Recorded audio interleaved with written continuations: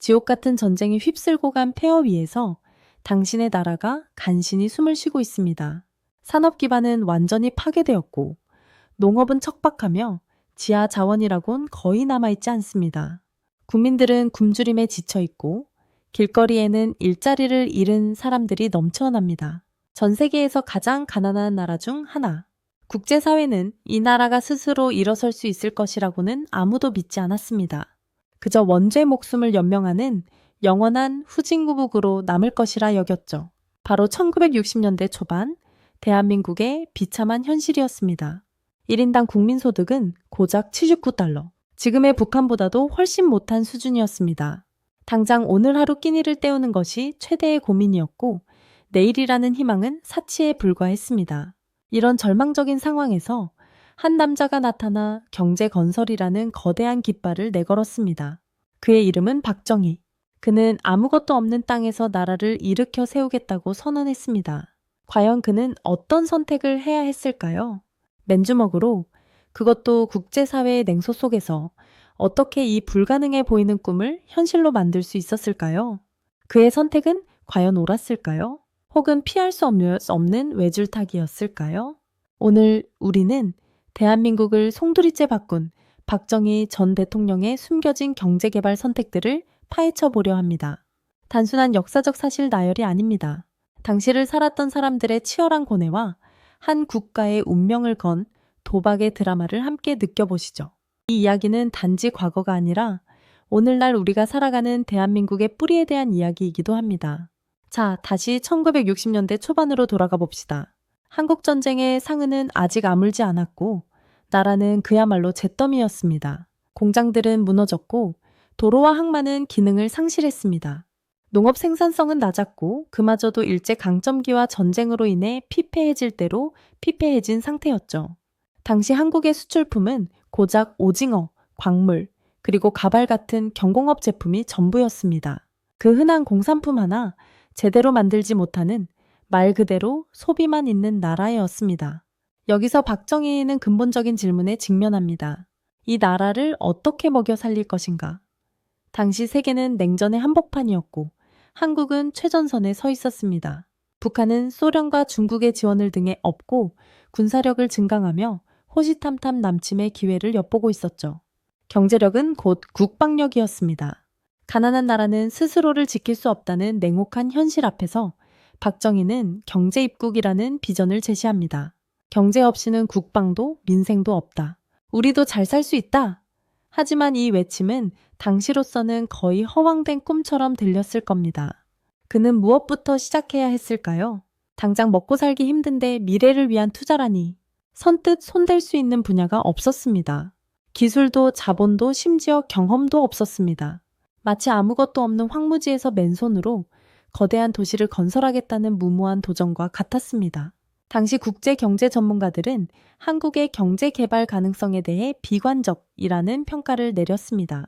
서구 선진국 모델을 따라가기엔 너무나 많은 것이 부족했기 때문이죠. 하지만 박정희는 이 절망적인 상황 속에서 누구도 예상치 못한 어쩌면 무모해 보이는 첫 번째 선택을 감행합니다. 그 선택이 바로 대한민국 경제의 운명을 가른 전환점이 됩니다. 대부분의 가난한 나라들이 경제개발의 첫걸음으로 경공업을 선택합니다. 옷이나 신발처럼 적은 자본으로 쉽게 만들 수 있는 제품을 생산해서 수출하고 그 돈으로 다시 산업을 키우는 방식이죠.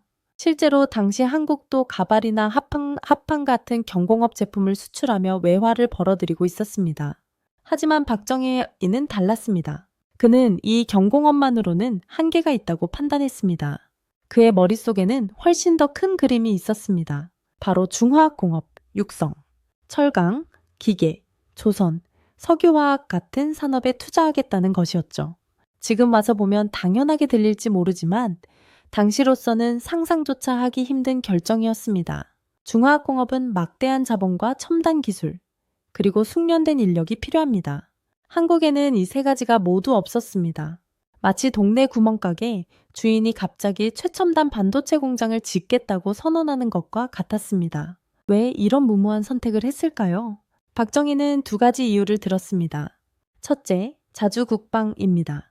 북한과의 대치 상황에서 스스로 무기를 만들 수 있는 중화학공업 기반이 없으면 영원히 외세에 의존할 수밖에 없다고 봤습니다. 둘째, 경제구조의 고도화입니다. 경공업만으로는 선진국 대열에 합류할 수 없다는 현실을 직시한 것입니다. 부가가치가 높은 중화학공업을 통해야만 장기적인 성장 동력을 확보할 수 있다고 믿었습니다.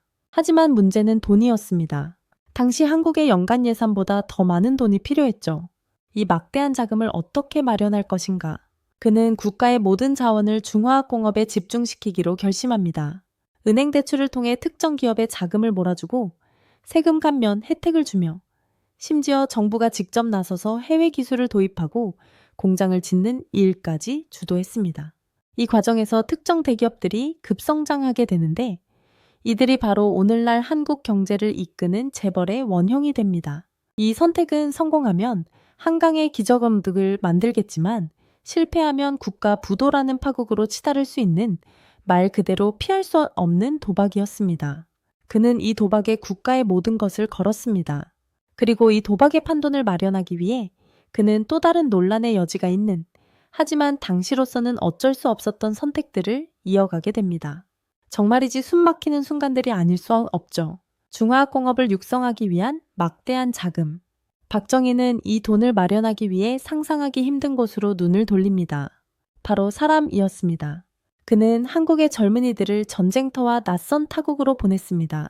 바로 베트남 전쟁 파병과 서독 광부, 간호사 파견 이야기입니다. 지금의 시선으로 보면 도저히 이해할 수 없는 너무나도 비인간적인 선택처럼 보일 수 있습니다. 하지만 당시 한국의 상황은 그만큼 절박했습니다. 먼저 베트남 파병입니다. 미국은 베트남 전쟁에 한국군의 참전을 요청했고 박정희는 이를 외면할 수 없었습니다. 단순한 군사적 동맹을 넘어 이 파병은 한국 경제에 엄청난 외화를 안겨줄 기회였기 때문입니다. 파병의 대가로 미국은 한국의 막대한 군사 원조와 함께 한국 기업들이 베트남에서 건설 사업에 참여할 수 있는 기회를 제공했습니다. 한국군 장병들의 급여 또한 달러로 지급되어 고스란히 외화 수입으로 이어졌죠. 젊은이들은 먼 이국 땅에서 목숨을 걸고 싸웠고 그들의 피와 땀은 조국의 경제 성장을 위한 밑거름이 되었습니다. 가난을 벗어나기 위해 전쟁터에 갔다라는 당시 파병 용사들의 증언은 아직도 우리의 가슴을 아프게 합니다. 다음은 서독으로 떠난 광부와 간호사들입니다. 1960년대 초 서독은 전후 복구와 산업 발전을 위해 노동력이 절실했습니다. 박정희 정부는 이 기회를 놓치지 않았습니다. 수많은 한국의 젊은이들이 독일로 건너가 지하 막장에서 석탄을 캐고 병원에서 환자들을 돌봤습니다. 그들은 열악한 환경에서 고된 노동에 시달렸지만 고국에 송금하는 한 푼 두 푼의 돈은 한국 경제의 귀한 외화가 되었습니다. 당시 독일 공항에 도착한 박정희 대통령이 광부들과 간호사들을 만나 눈물을 흘렸다는 일화는 이들의 희생이 얼마나 절박하고 고귀했는지를 보여줍니다. 이들의 희생이 없었다면 과연 한국은 중화학공업의 기틀을 마련할 수 있었을까요? 아마 불가능했을 겁니다. 이 선택은 국가의 생존과 미래를 위해 개인의 희생을 강요한 비극적이면서도 현실적인 결정이었습니다. 도덕적인 비판을 피할 수 없는 선택이었지만 당시 지도자의 입장에서는 어쩔 수 없는 혹은 최선의 선택이었다고 강변할 수도 있을 것입니다. 이처럼 한강의 기적, 뒤에는 수많은 사람들의 눈물과 땀, 그리고 피가 서려 있었습니다. 과연 이 모든 희생을 감수하고서라도 그들이 꿈꾸던 경제 성장은 이루어질 수 있었을까요? 박정희는 중화학공업을 추진하고 외화를 벌어들이는 동시에 이 모든 것을 효율적으로 실행할 수 있는 강력한 시스템을 구축해야 했습니다. 그가 선택한 것은 바로 기업 주도 성장과 이를 뒷받침하는 개발 독재였습니다. 정부가 주도적으로 경제 계획을 세우고 특정 기업들을 선정하여 전폭적인 지원을 해주는 방식이었죠. 이 시스템의 핵심은 계획 경제였습니다. 정부는 5개년 경제개발 계획을 수립하고 어떤 산업에 얼마를 투자할지, 어떤 기업을 육성할지 구체적으로 지시했습니다. 은행은 정부의 지시에 따라 기업의 정책 자금을 빌려주었고 세금 혜택과 각종 특혜가 뒤따랐습니다. 기업들은 정부의 목표를 달성하기 위해 밤낮 없이 일했고 정부는 목표 달성을 독려하며 때로는 채찍질도 아끼지 않았습니다. 이 과정에서 삼성, 현대, LG, 대우 같은 대기업들이 급성장합니다. 이들은 정부의 지원을 등에 업고 거대한 자본을 축적하고 기술을 도입하며 생산 능력을 비약적으로 확대했습니다. 정부와 기업이 마치 한 몸처럼 움직이며 경제 성장을 위한 국가적 총력전을 펼친 것이죠. 마치 거대한 프로젝트를 수행하는 군대처럼 일사불란하게 움직였습니다. 하지만 이 강력한 추진력 뒤에는 어두운 그림자도 드리워져 있었습니다. 바로 개발 독재의 탄생입니다. 박정희는 경제 성장을 최우선 과제로 내세우며 정치적 자유와 민주주의를 희생시켰습니다. 선 경제 성장, 후 민주화라는 논리 아래 노동자들의 권리는 억압되었고 비판적인 목소리는 용납되지 않았습니다. 야당 인사들과 지식인들은 탄압받았고 언론은 통제되었습니다. 정부는 우리는 지금 전쟁 중이다. 가난과의 전쟁에서 승리해야 한다고 외쳤고 국민들은 그 구호 아래 희생을 강요받았습니다. 낮은 임금, 열악한 노동 환경, 그리고 자유의 박탈. 이 모든 것이 잘 살아보세라는 목표 아래 정당화되었습니다. 과연 경제 성장을 위해 이렇게까지 해야만 했을까요? 민주주의를 유보하고 독재를 감수하는 것이 당시로서는 불가피한 선택이었을까요? 이 질문은 오늘날까지도 우리 사회에 뜨거운 논쟁을 불러일으키고 있습니다. 분명한 것은 이 시기의 선택들이 한국 사회의 경제 구조뿐만 아니라 정치, 사회 전반에 걸쳐 지대한 영향을 미쳤다는 사실입니다. 박정희의 경제개발 정책은 도시의 산업화에만 초점을 맞춘 것이 아니었습니다. 그는 낙후된 농촌의 문제를 해결하기 위한 또 다른 거대한 프로젝트를 시작합니다. 바로 새마을 운동, 새운동입니다. 1970년대 초반, 도시와 농촌의 소득 격차는 심각한 수준에 달했고 이는 사회 불안의 중요한 원인이었습니다. 도시의 공장들은 불철주야 돌아가는데 농촌은 여전히 가난에서 벗어나지 못하고 있었죠. 새마을 운동의 핵심은 자조, 자립, 협동이었습니다. 정부는 농촌 주민들에게 시멘트와 철근 같은 기본적인 자재를 지원하고 주민들 스스로 마을길을 넓히고 지붕을 개량하고 생활 환경을 개선하도록 독려했습니다. 우리도 하면 된다는 정신을 불어넣으며 마을 단위의 경쟁을 유도했습니다. 잘하는 마을에는 더 많은 지원을 해주었고 못하는 마을은 질책했습니다. 이는 농촌 주민들에게 새로운 활력을 불어넣었고 실제로 많은 농촌 마을의 환경이 극적으로 개선되었습니다. 새마을 운동은 단순한 환경 개선을 넘어 농촌 주민들의 의식을 변화시키는데 큰 영향을 미쳤습니다. 수백 년간 이어져 오던 공동체 문화에 근대화와 발전의 개념을 주입한 것이죠. 농민들은 스스로의 힘으로 마을을 변화시킬 수 있다는 자신감을 얻었고 이는 국가 전체의 경제 성장 동력으로 이어졌습니다. 마치 온 국민이 함께 참여하는 거대한 정신혁명과도 같았습니다. 하지만 새마을운동 또한 비판에서 자유롭지 못했습니다. 정부 주도의 강력한 추진 방식은 때때로 주민들의 자율성을 침해하고 획일적인 사고방식을 강요한다는 비판을 받았습니다. 잘 살아보세라는 구호 아래 전통적인 농촌 공동체의 가치가 훼손되기도 했습니다. 정부의 지시를 따르지 않으면 불이익을 당할 수도 있었기에 주민들은 자발적인 참여보다는 강요된 협동을 해야 하는 상황에 놓이기도 했습니다. 새마을운동은 박정희 시대의 또 다른 양면성을 보여줍니다.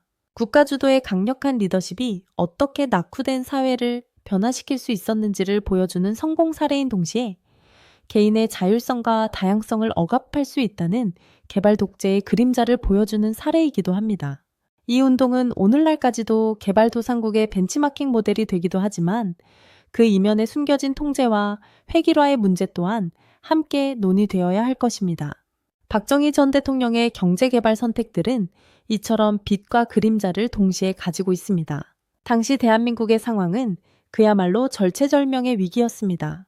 아무것도 없는 백지 상태에서 그는 오직 국가 생존과 경제 자립이라는 목표를 향해 달려갔습니다.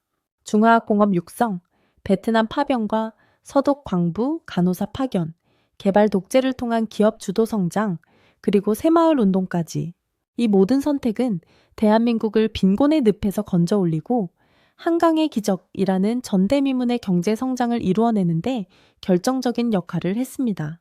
1인당 국민소득 79달러의 최빈국이 3만 달러가 넘는 경제대국으로 성장한 것은 인류 역사상 유례를 찾아보기 힘든 기적입니다. 오늘날 우리가 누리는 풍요로운 삶과 국제사회에서의 위상은 그 시절의 고통스러운 선택과 희생 없이는 불가능했을지도 모릅니다. 우리는 이제 세계 최고의 반도체와 자동차 조선 기술을 가진 나라가 되었고, K-팝과 K-드라마가 전 세계를 휩쓰는 문화 강국이 되었습니다. 이 모든 것의 씨앗이 바로 그 시절에 뿌려졌다는 사실을 부인할 수 없을 것입니다. 하지만 동시에 우리는 그의 선택이 남긴 어두운 그림자 또한 직시해야 합니다.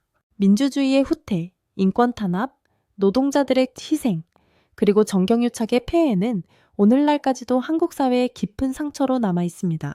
오직 경제 성장을 위해 개인의 자유와 권리가 얼마나 쉽게 유보될 수 있었는지, 그리고 그 상처가 얼마나 오랫동안 아물지 않는지 우리는 기억해야 합니다.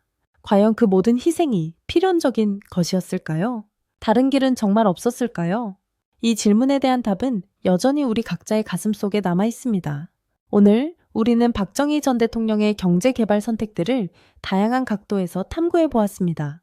절망적인 현실 속에서 그는 국가의 운명을 건 도박을 감행했고, 그 결과는 엄청난 성공과 함께 깊은 그림자를 남겼습니다.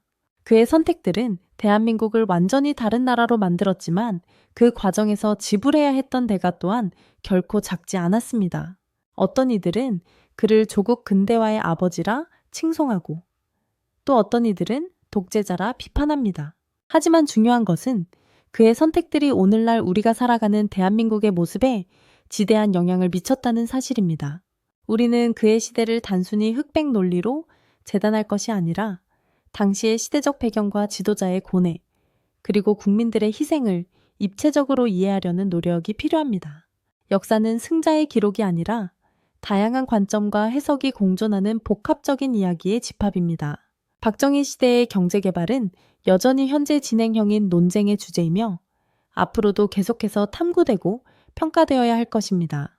여러분은 오늘 이 이야기를 들으면서 어떤 생각을 하셨나요? 만약 당신이 당시의 지도자였다면 어떤 선택을 했을 것 같나요? 역사 한 스푼은 앞으로도 이처럼 복잡하고 흥미로운 역사의 순간들을 깊이 있게 탐구해 나갈 것입니다. 오늘 이야기가 유익하셨다면 좋아요와 구독, 그리고 알림 설정까지 부탁드립니다. 다음번에는 또 어떤 역사가 여러분을 기다리고 있을지 기대해 주세요. 여러분의 지적 호기심을 채워줄 다음 이야기도 놓치지 마세요.